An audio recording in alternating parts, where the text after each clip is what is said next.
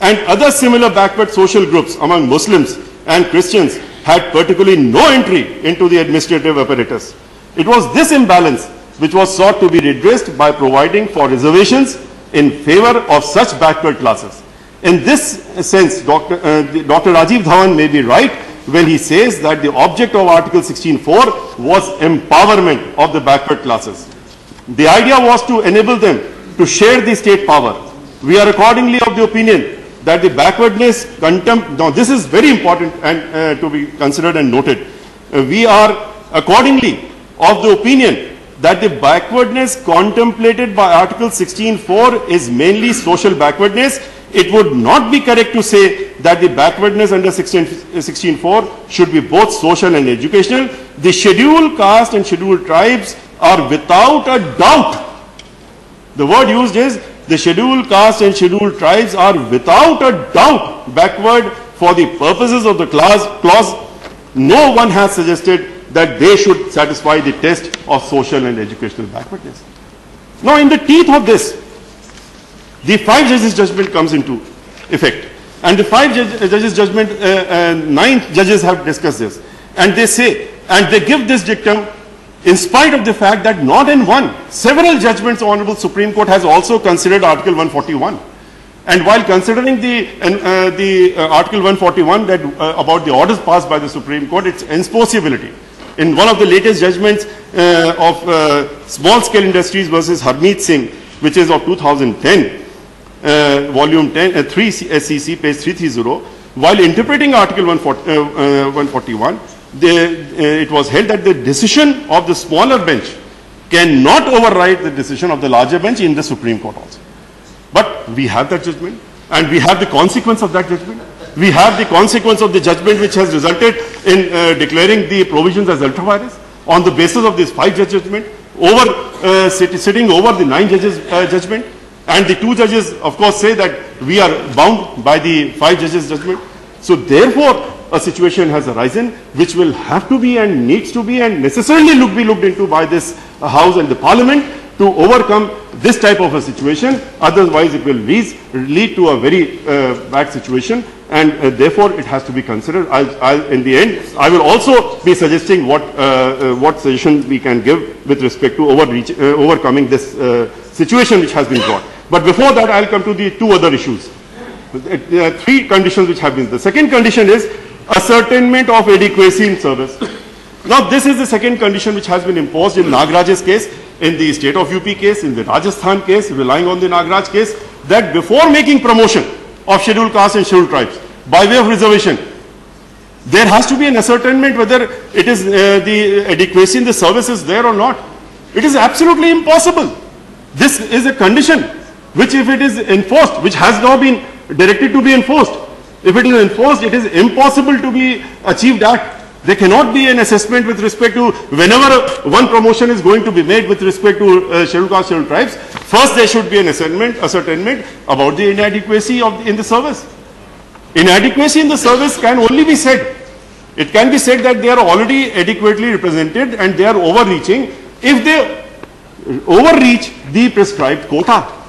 Every state, including the union services, on the basis of the population of the scheduled caste, scheduled tribes in their states, they have ascertained and they have fixed. Already this ascertainment is there in every state, not only in UP, but all the states of the country, including for Union of India, that what is the quota which is required to be filled by these persons in all the posts, including appointment at the initial stage or the promotion.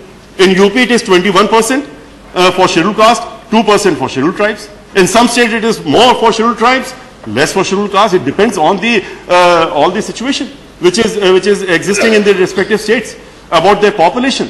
And so this ascertainment has been done in every state, and therefore this is sufficient. And once this ascertainment is there, no further inquiry is required for ascertaining this, that whether the adequacy is there or not. If we bring into this or read into this Article 16.4a or Article 16.4b, it is literally making them as a provision which is not non-existent and not existing in the Constitution and inoperative and ineffective. So therefore, this has to be taken into consideration that when what will be the adequate representation when it has to be treated as adequate representation. According to me, as soon as if the quota which has been ascertained and fixed already in a particular state or for the Union of India services, if that has not been achieved, if that has not been reached, if 21% or 2% is there, if we have not reached that, then in that case, it shows that adequate representation in that particular category of the post is not there. And it is not violating Article 16(4)(a) at all. And therefore, a clarification by means of amendment would be required, which I would be suggesting at the end of my, after submitting on the third issue also. The third issue is ascertainment of efficiency of work while making promotion. Now this judgment imposes this condition also. It says that whenever you are going to make promotion, you cannot ignore Article 335. And therefore, you have to see whenever you make promotion, by way of appointment, by way of promotion of scheduled caste, scheduled tribes, you first look into Article 335 and see whether the efficiency is not being affected. And ascertain this in every promotion. Completely, this again negates completely not only the provisions of 16(4) and 16(3), but also Article 335. It has 335, this situation, keeping this situation into mind only, the amendment was brought with effect from 8th of June 2000 in the Article 335 itself. And this amendment, which was brought, a proviso was added. And what is the proviso? I'll just read that because that will make it clear.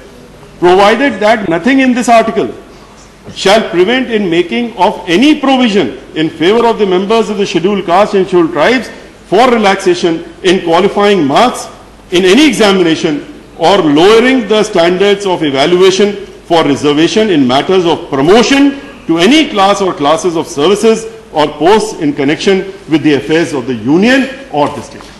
Now this has already been incorporated in the Article 335. And it is under this that the rules have been framed. Under this the Act has been framed. If in any individual case, it will be different, that in an individual case which goes to the court and which has been challenged, it is said that the qualifying marks or the relaxation which was determined under Article 335 has been violated, then in that individual case it can be looked into. But not a condition being imposed for ascertaining before framing the rules under for seniority or for promotion. This is, the rules have already been framed. In state of UP, there are rules and conditions have been imposed for promotion even for the scheduled caste, scheduled tribes. And almost in every state in the Union of India, that this is the minimum number of, for qualifying. And this is the requirement of the length of service. This you have to fulfill, which is common for all. Maybe upper caste, maybe scheduled caste, maybe any category or backward classes. And that minimum requirements are already there, which ascertains this requirement of efficiency. A person who has worked for 25 years in service and under the rules, now he becomes eligible for promotion. So if he is promoted on the basis of reservation and given seniority, it would be said, it is being said that it is violating Article 335. He has already attained that efficiency. And there is no question of the efficiency being affected in this manner. So therefore, these three conditions which have been incorporated over here, they have to be now looked into, and the Parliament has to consider this because we have no other remedy. It is not a case where under Article 143, the President may refer the matter to the Supreme Court for an answer, because it cannot be that, because that is not binding. Even this, it is not binding upon the Supreme Court to even answer the reference. So therefore, that is no remedy. The 5 judges have held so, 2 judges have like that, and they have given. So we have to find a remedy.